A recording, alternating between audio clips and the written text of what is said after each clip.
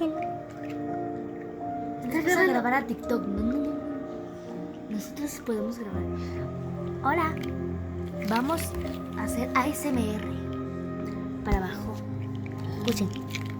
El primero es el amarillo. El primero son los pequeños, luego pasa este. No lo voy a negar porque no se Ven para trata de engañarla. Pero las cosas en Ya la vida no va a siempre valer son si te blanco o negro.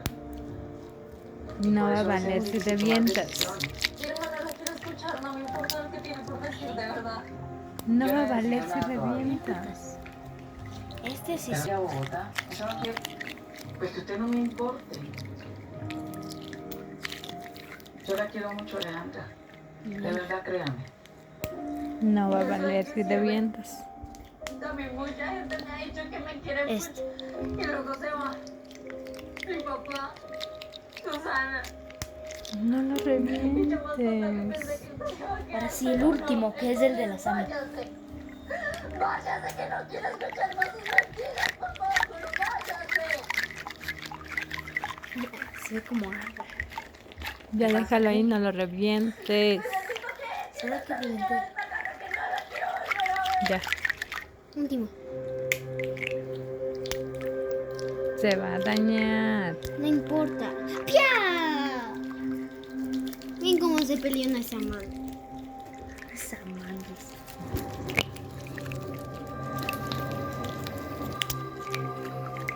So, Peter, aquel que tiene que tomar una decisión es usted, porque ya María dijo que sí.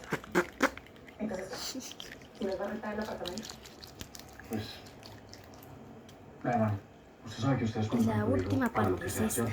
Pero Adiós. usted más que nadie también sabe que yo necesito mandarle esa plática del arrendamiento a mi mamá y mi hermano. Estaría embarazada de 4 hijos. Aquí Pues, están los 4 Pipe, yo hijos. lo entiendo. Pero a Diana le Sí, gustó y quiere Roberto, que nos quedemos Fabiana, acá. Fabián.